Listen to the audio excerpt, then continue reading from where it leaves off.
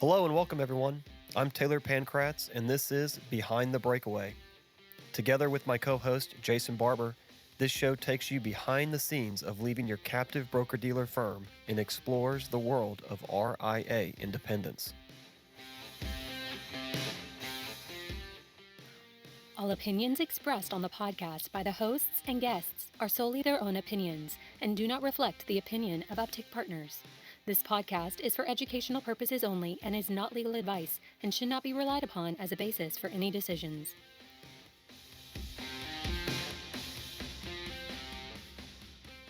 We are today going to talk about things to consider, things to think about when you are picking your custodian for your breakaway. Mm-hmm. So, probably the most important decision you're going to make, really. I mean, besides partnering with us, right? That's right. Besides partnering with us, once you know that you've got your SEAL Team 6 lined up, then the next conversation is, where's the money actually going to be held when I do this? Right. Absolutely. So talk a little bit about the things to think about, kind of the big things to think about, and then maybe we can go into the details of some of the more minutia things to consider with the custodian. But what are the big kind of rough marks for things you should think about when you're deciding between, should I go with Charles Schwab or Fidelity or Raymond James or BNY Mellon Pershing? Mm-hmm. I think that ultimately what we realized, and we looked at, you and I, Taylor, we did a deep dive with Pershing. We did a deep dive, but really Pershing came in at the very end. We really thought that Fidelity and Schwab were going to be the two that kind of we let battle it out. But what we realized after really getting into the weeds is that for us personally, now we're going to get into specifics of why this was, but for us personally, the most important thing was the onboarding process and the actual minutia details of how do I open up an account? How does the client sign for it? How does the client have to create an online account? Do they have to have an email address? Do they have to have a cell phone number? What is the actual minutia details of how do I actually go about from the moment that the client says yes to the moment that there's an ACAT printing on the other person's printer? What exactly has to happen? And trying to figure out what is the most streamlined way to do that, where there's the least amount of, because we talk about momentum, right, and the importance of that momentum in this whole process, because what you've got to remember for us, and this is so maybe we talk a little bit about everybody's situation is going to be different. If you're like us, you're in a town of 30,000 and you've got 6 other financial advisors that you thought were your friends that are now calling all your clients, and they're basically telling your clients that you were ripping them off. They're telling your clients that you died. They're telling your clients that you're retiring, that they don't know what happened to you. They just up and vanished, So, and they're seeing them at church, and they're taking them out to lunch. Like, they're doing whatever they can to try to retain that business. And so for us, and for many people that would kind of think of themselves as being maybe in a similar type position as us, you have to recognize that transition and the fact that it's non-protocol, okay, is different than maybe somebody who's transitioning in Dallas, Texas. Okay, who you say, yeah, the other advisors that are going to take over my clients, odds are 95% they don't know them. They don't go to church with them. They don't see them. Like, there's zero relationship there. So it's still important, obviously, but it's a different dynamic, in terms of the momentum. Okay, so you think about that. How smooth of a process is that from the second that client says, I want you to continue to take care of my business, to the moment that the ACAT prints? If you've got somebody who they say yes on a Saturday, and then they see their new quote unquote advisor at church the next day, it's like, you want to streamline that and speed that process up from start to finish, because otherwise there's a higher possibility of there being a doubt in that person's mind that maybe this isn't the right decision for me. Right. So Exactly. If the babysitting advisor, the new advisor that gets handed these accounts, if they know that person, hmm if they see or they knew that that person was your client hmm and now you've left, and so they know that that account is kind of up in the air, or they get handed a list of clients and they know some of these people from just being around town, hmm that's gonna you've got to make the transition for your client something where it doesn't take weeks hmm to make this money move. Yeah. It needs to take days. Yeah. And because every day that goes by that's kind of that person hasn't moved their money, or it's, oh, well, they're waiting to get back the trust document to be able to open up hmm a trust account and all these things, that hmm advisor over there dripping on them, and it starts to get to the point where, well, I'll move in a couple of months because I'm really busy right now. hmm And then all of a Yeah. sudden, so I mean, I think it's fair to say that hmm either way, whichever, if you're in a what we would call kind of a contested breakaway environment, or more in a large city where your clients, you can bet that the people that are going to be given a list of their names aren't going to run into them at the grocery store or know hmm them from church, hmm then you're either way, whatever breakaway situation you're in, you would probably take half your clients if it was just a No matter what. no matter what. It hmm just is a, whatever custodian you picked. Yeah. But And odds there's are you're probably going to get more than half, no matter what, really. I mean, assuming you have good relationships with your people, right? But yeah, I'm just saying, it's like like, we're talking about going from that 65, 75% success that they kind of consider that sort of that benchmark of like, hey, if you're just doing a decent job, you ought to do this. How do you take it from there to 90? Okay. right. How do you get the people that marginal business that becomes quite a bit of money? Yeah. How do you get them? And the reality is you have to make it easy hmm for these people. hmm Es- Yeah. You want it to basically be like they say yes, and you're like, let me just, I'm going to streamline it. So you talked a little bit a second ago, Taylor, about trust documents. Okay. So that's a big, there's a lot of things when you're choosing the custodian. There's the what exactly is that process? For example, one of the biggest reasons, and look, nothing against, we're not speaking ill of any custodian today. Okay. We're, you're gonna find, for anybody listening to this podcast, that Taylor and I, we keep it 100, right? I mean, like we are going to say it like it is, and so we'll tell you the things we like and the things that we don't like about every custodian. So like, for example, when we were at Charles Schwab and Fidelity, one of the biggest problems that ultimately was kind of a deal breaker, I guess you could say, for us, was that the client, if they wanted to DocuSign, if they were going to electronically sign, which we knew was important, and that we were going, we got clients in 30 states, that they would have to create an account with that custodian first. And in the case, I believe, of Fidelity, if I remember correctly, even if you wanted to do on paper, it either was at that moment or in the very near future that a client would be obligated to have an email address to do business with them. Well, sure, most of our clients have email addresses, but there are certainly some that don't, and so I don't want to have that conversation with them about, I'm sorry, we can't hold your money. That's crazy to me. So that was kind of a deal breaker for both of those, and we vividly remember having that conversation on the way home from Pershing. But so, the DocuSign process, but what about trust documents? What about voided checks for ACH? What about all these other things that we can talk about?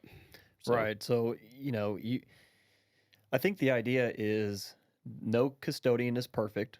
Like we've said many yeah. times in the past, they all have their pros and cons. And so when you're making that decision, you just need to of where you're initially going to move your client's money to, because the reality is you're not going to want to move your money to multiple custodians on that first day one break.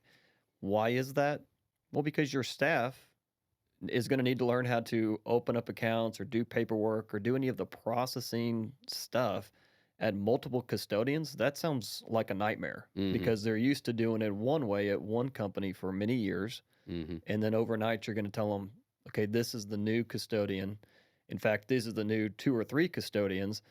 Depending on where the client wants to choose to put their money, it's like, no, you're not going to do that for efficiency's sake and just for the sake of your staff. Exactly. You're not going to do that. So you're going to pick one, and then over time, you're going to expand and maybe add on multiple custodians, but there should just be one that you pick from day one to simplify things and to simplify in your brain the pitch to clients as they're asking, well, where would my money be? And you're going, well, You don't want to give them options. you're not going to be like, well, are you tech savvy? You're over here. Do you have a trust? You're over here. No, that's gonna make them feel like you haven't figured this out yet. Exactly. So you just pick one, and we picked Pershing for the one reason is we knew we're in a small town. We knew this would be a contested breakaway, and we wanted the Chick-fil-A drive-through transition experience Exactly. for our clients. Yep. TM on that that Chick-fil-A breakaway TM. Yeah. Yeah. So what does that mean? Yeah. Right. So Jason, why don't you explain kind of what our vision was for breaking away? And we pitched this to every custodian that we went to, and really only one, Pershing, said that they could make that a reality. Yeah. And in all fairness, when we say we went to the custodians, Fidelity, Schwab, Pershing, those are the 3 that we looked at. Well, so well, exactly. So we didn't look at all of them, and there's definitely some that are much more technology forward. Altruist is one of them. Yeah. But Altruist, when we broke away, was very early in the game, and they really couldn't handle a book of our size. Now maybe they're getting closer, but yeah. Yeah. So the vision ultimately was when I call my client and they say yes, they say I want to come. What I really desired was to have the ability, and it didn't exactly play out this way, but we tried to make it as close because you just don't really know what it's going to be like until you're living that. But the idea was that, hey, the client says yes, and then I want to be able to be in a position, and we did do this a few times, but I want to be in a position where I can have their paperwork right here on my iPhone. I could get in my truck, drive to their house. This person may have never had a cell phone number or an email address in their life. Okay. They may be like, as long as I can get internet service from AT&T at their house, I could drive to their house, or they could drive to my office. They could walk in and we could pull up on my phone. Here's my DocuSign app. You see that little yellow button right there that says sign here? Touch your finger there and sign it. And, you may have to touch it 15 times to sign the 15 different places that you need to sign, but that there is no 2-factor authentication. There is no any of that. It's just sign the document. It's as if they signed it in person with ink. It's as if they signed it in person with ink, which there would be nothing wrong with that, right? I mean, if they did that, that's exactly how it would be. Okay. And so, most of the custodians that we talk to, they would say, well, you can't do that. That's impossible. You can't, that how do we know that it actually was them? And I guess my response at the time was like, how do you know it's them when you see a ink signature? Right? Right. I mean, you're trusting that this is their signature because I'm not doing something that's fraudulent. Like, how's it any different with, they sign their name with their finger, or they, like, what's the difference? And so ultimately Pershing was the only one of the 3 that we talked to that said, we will let you do that. And so that really streamlined things a lot, because there's just, when you're moving a book of our size, $500+ million, you are in a position where it's like, it is crazy. There's just a ton of activity going on. And so you need to get to that point where you don't want to have clients that, say, you say, oh yeah, let me send you an email and you can just follow the instructions on the email, and then something goes wrong. Something's not working. They can't, their internet's not working, whatever it may be. Or I didn't have these problems at wherever you're breaking away from. And, maybe, that he's pretty nice. And like, I think I'll just kind of we'll hit the pause button. Or, whatever it may be, right? You just have this momentum issue that comes up. And so for us, that was it was literally the reason for Pershing winning the business. And and again, also just kind of being in that non-protocol situation, their onboarding tool is very friendly. It just seemed like the folks at Schwab, with all due respect, and Fidelity for that matter, just couldn't wrap their minds around this concept of, we're going to have to do this one at a time, right? Like, this person says, yes, I want to come. I'm opening up their account one at a time. I don't have a big spreadsheet of all my clients' information. I can't bring that with me. So I can't, because it just seemed like Schwab in particular, I can vividly remember them being like, well, you're just going to upload this spreadsheet. And so then it was almost like the way they wanted it to go was that it was like, well, you're going to talk to your clients, you're going to gather their information, and then you're going to put it all into a spreadsheet, and you're going to send me the spreadsheet once a week. And then we will go and produce either the paper forms, or we will send them out their DocuSign stuff on a weekly basis. And you go back to that, like, well, that sounds like a terrible idea, because it sounds like you're going to take a week.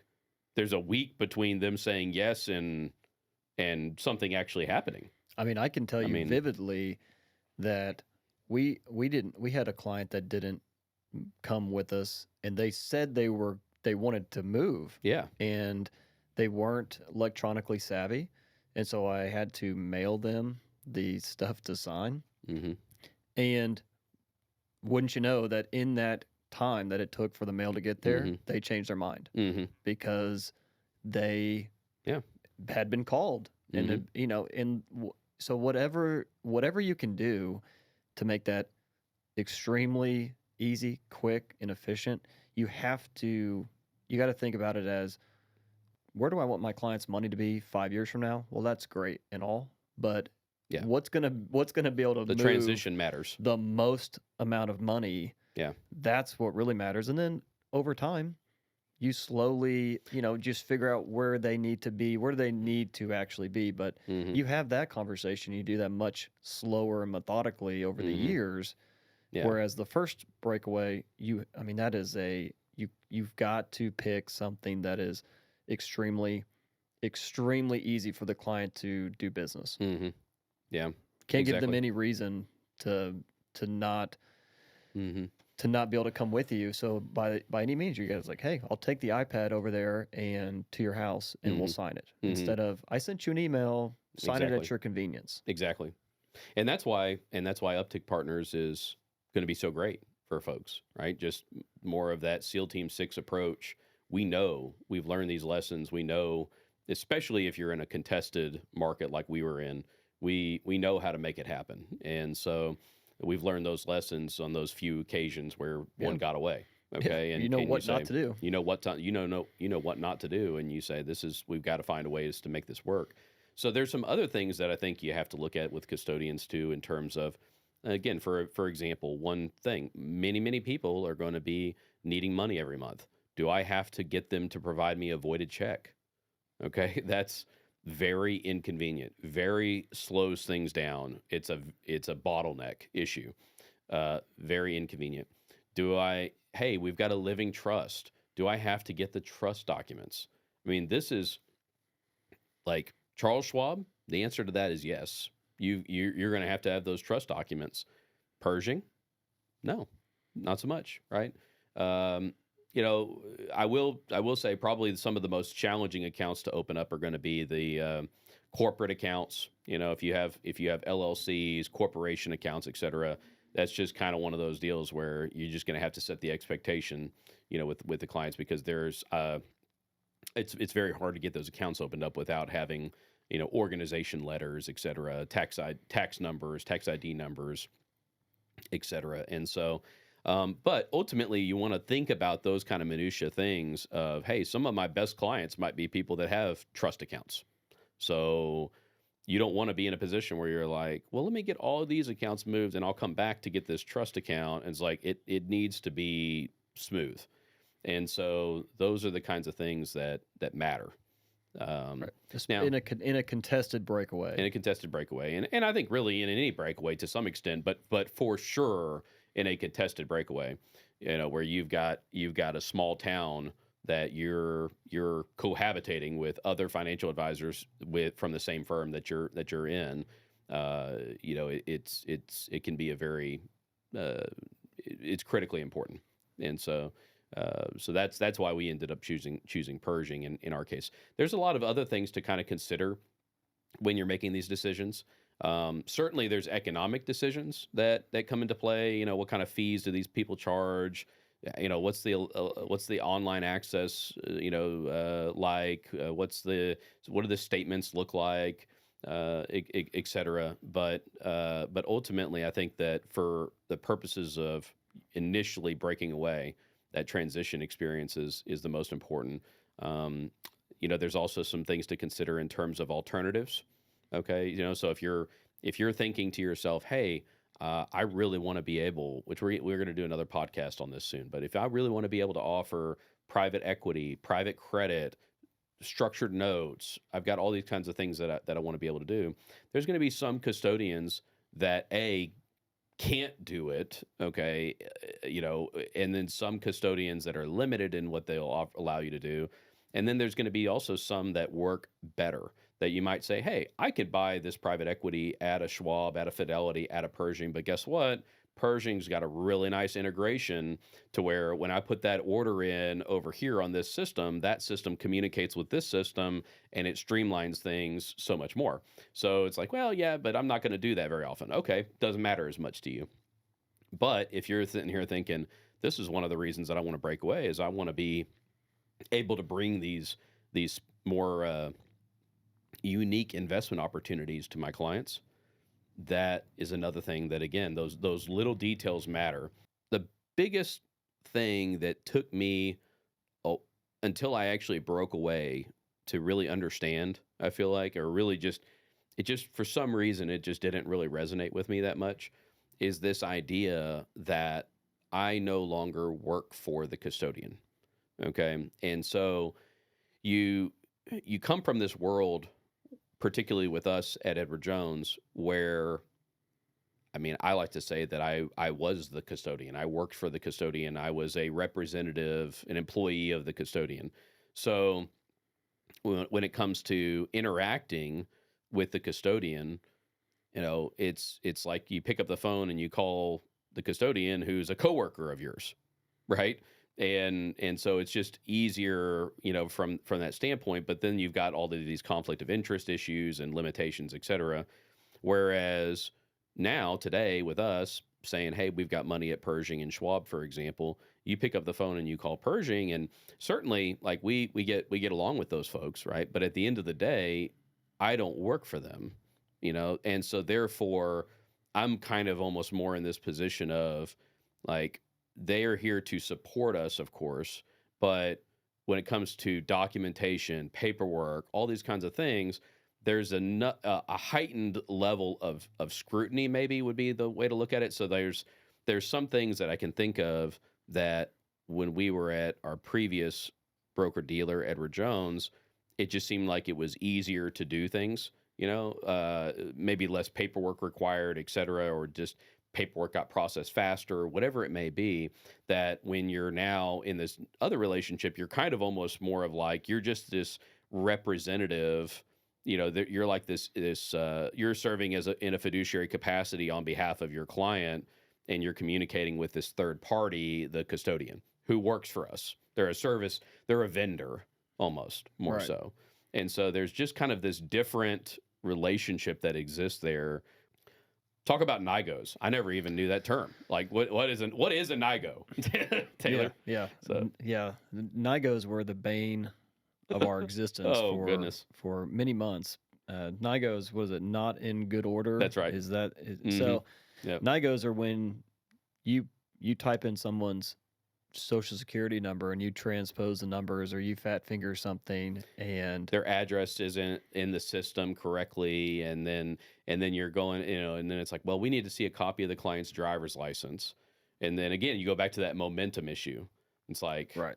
you know, Yeah, So you're going back to the client being like, "Well, what's your social security number?" And they tell you they either told it to you wrong or you typed it in wrong or whatever it was, and here you go where it's been a week or 2 weeks hmm because you thought the paperwork was good and there's hmm an issue with it. yeah, And so, yeah, yeah, I mean, I think the way to think about kind of back on the what how do you pick when you're doing the due diligence that you should do on the custodian options when you're looking out on the landscape, you just need to think of what's important in terms of your clients. Do they want brand recognition? hmm Do they want to see a Schwab?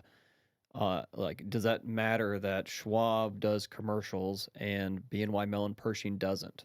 Or, or like Raymond James. You know, or we talked about that. Like everybody's heard of Raymond James, but then it almost can be like a double-edged sword where it's like, well, yeah, like I'm comfortable with that brand, but then maybe how do I distinguish myself now from the Raymond James office that's an employee model that they're commissioned broker dealer, whereas I'm this fee only RIA, but their statements are going to look the same, right? you know? Yeah, and So, so that's the kind of thing that you just need to think about what's going to have the highest likelihood of resonating with clients.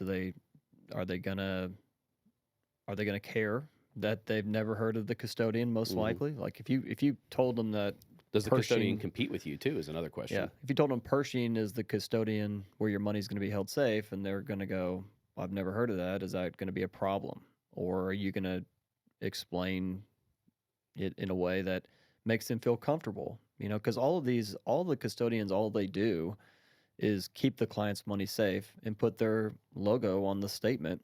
And so whatever that needs to be for your client, that's a big decision in whether you go with Schwab or Raymond James or BNY Mellon Pershing. Is that, do you care that they have commercials or not, or is it a good thing that they don't have commercials? We Mhm. actually didn't want the custodian to do a bunch of commercials because we were breaking away in a period of time where it was like you never knew what kind of commercials they were going to put out there. Yeah. It was like, who knows? And so you just said, look, I don't want the backlash if there's some type of commercial that my clients don't agree with. I don't want to Mhm. have to answer Mhm. questions about that. So Mhm. I'm going to go with somebody that doesn't even do commercials. Yeah. We Good. really wanted our clients to feel like they are like they are associating with us, Right. our brand, right?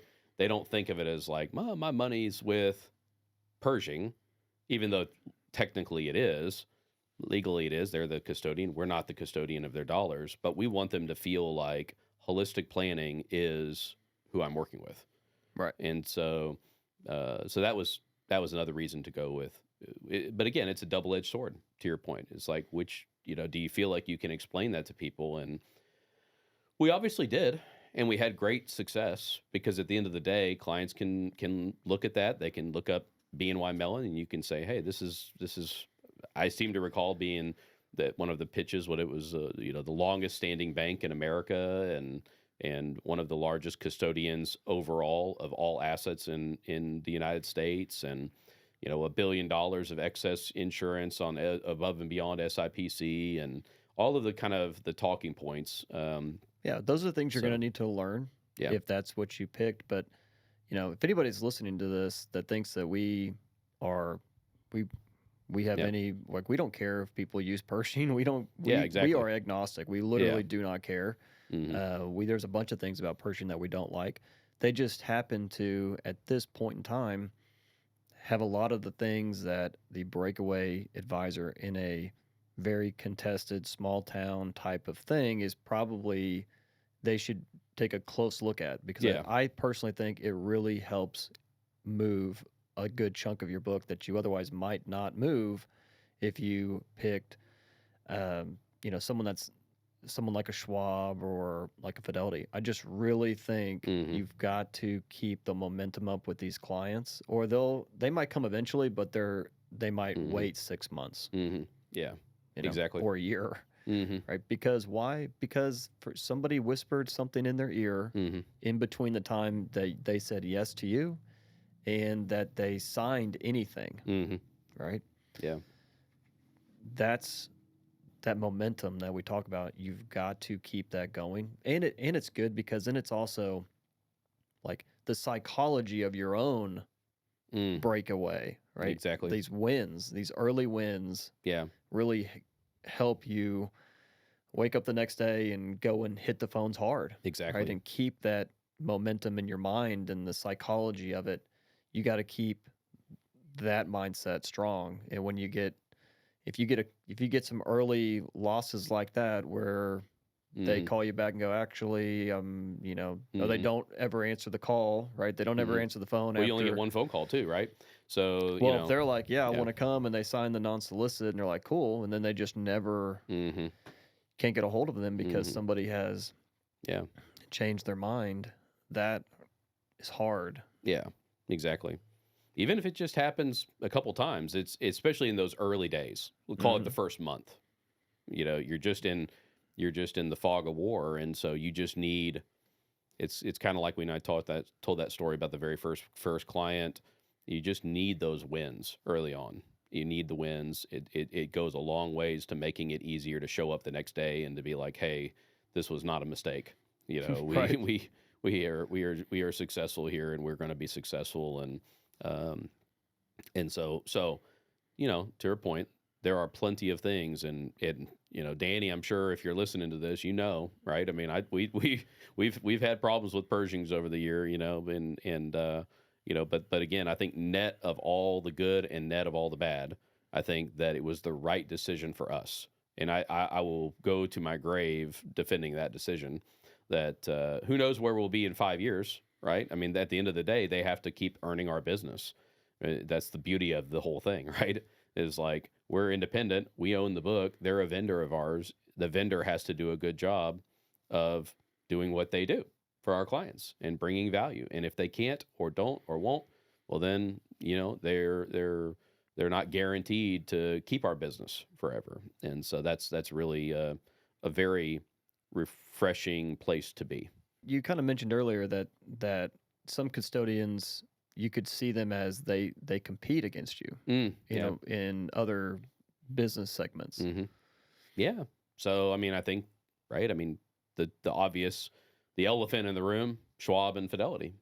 Those are the two largest custodians in the RIA space are Schwab and Fidelity, and both of those, are opportunities where, how do you know that clients? I mean, at the end of the day, they can do business with them individually if they want to, and both of those firms employ financial advisors, so I'm not suggesting that those folks are directly soliciting your clients, but they are running ads on TV, and it does make it very easy for somebody to just say, hey, I think I'm just going to DIY this, right? If they wanted to. Now, and that's why it's important that you got to be delivering more value, so that's a separate conversation, of course, but at the end of the day, it's at least something that you have to consider in this whole dynamic is do I want my custodian to be competing with me or not?